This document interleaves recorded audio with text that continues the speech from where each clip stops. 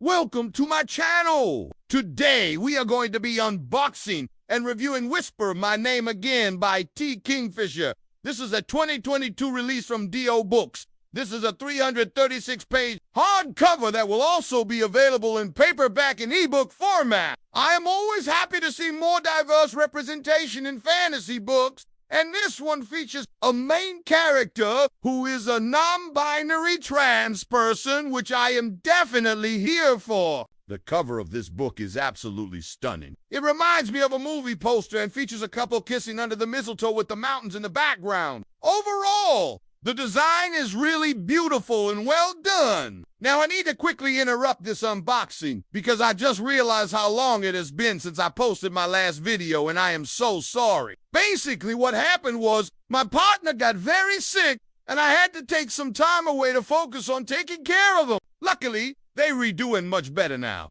But I did miss a few months of work, and honestly just kind of fell behind. But I'm trying to get back into things slowly, and I hope you can bear with me while I get back into the swing of things. Anyways, let's continue. The story follows our protagonist, Leon, who lives in a remote village high up in the mountains and is shunned by the community because they were born with two spirit animals, which is apparently bad. They live a pretty secluded life until one day, when the prince of the neighboring kingdom shows up at their door, claiming that he needs their help. He claims that his sister has gone missing, and he heard that Leon was a tracker and was hoping they could help find her. Of course, Leon is reluctant to help at first, not wanting to leave their home or have any more contact with people than they already do, especially since they believe they are cursed. But after some convincing from the prince, Leon agrees to help find the princess, and the two set off through the mountains together. During their travels, Prince Caius and Leon start to grow closer,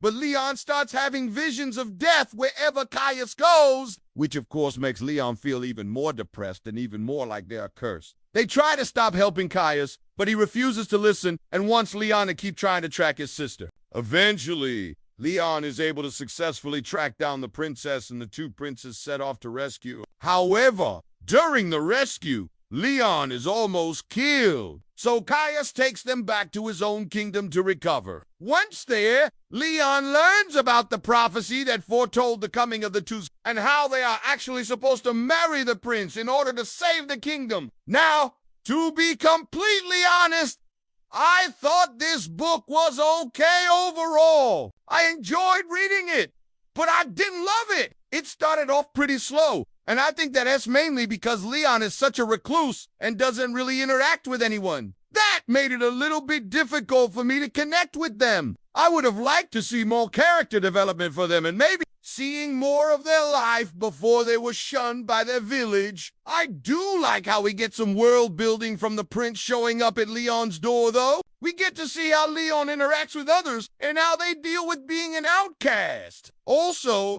I wasn't really a fan of the romance in this book. I felt like it came out of nowhere and developed too quickly. I would have liked to see more build-up between Leon and the prince because it felt a little forced to me. However, I'm glad that we have a representation of a non-binary trans character in this book. I just wish we got more insight into their thoughts about their identity and how they view themselves. One thing that I do appreciate about this book is that even though it is a romance at its core, it still has a lot of exciting adventure plot lines going on. Leon and the princes travel across the mountains and visit different kingdoms. They run into danger and fight battles, and I found those parts of the book to be the most enjoyable. I thought the writing was good. It was easy to read and kept me engaged. So even though I wasn't crazy about the romance, the writing was good enough to make me want to keep reading. Another thing I enjoyed about this book was the world building. I love the idea of each kingdom being based around a certain type of terrain. The Sky Kingdom is obviously based around mountains. The Sand Kingdom is based around deserts, and the Sea Kingdom is based around the ocean. And then I'm assuming the Earth Kingdom would be based around forests or grassland. But we don't actually get to see that one. I thought it was a really creative way to tie in the environment with the different kingdoms. And I also thought it was cool that each kingdom had their own unique magic system based around their terrain as well. Overall, I thought the world was well thought out, and I would have loved to see more of it. Unfortunately, I didn't really connect with any of the characters in this book except for maybe the little dragon. Leon is a bit of a hard character to connect with, considering they read pretty much a hermit and do you really interact with anyone. I would have liked to see more of their backstory and learn more about why exactly they were shunned by their village. Now, I know that this book is marketed as a romance, but I feel like if it wasn't marketed that way,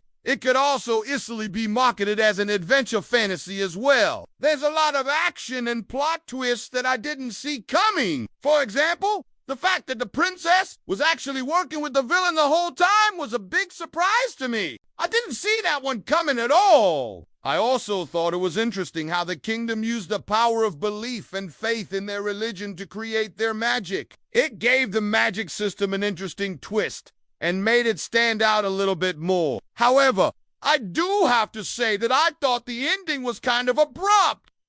I would have liked to see more of how Leon adjusts to life in the Princess Kingdom and maybe see them interacting with the people a little bit more. The ending felt very rushed, like the author wanted to get the book over with, but other than that, I thought the plot was solid and kept me engaged. There were a lot of plot twists that I didn't see coming, which was nice because it made the story more unpredictable. Overall, I would rate this book 3 out of 5 stars. I really appreciate the representation in this book, and I love the world that the author created. I thought the magic system was interesting, and I would have loved to see more of it. I also thought the plot was good and kept me engaged, but I wish we got more insight into the characters and their development. The romance in this book felt a little forced to me, and I wish it was given more build-up, but other than that, I thought the writing was good and the world building was well done. Thank you so much for watching my unboxing and review of Whisper My Name Again by T. Kingfisher.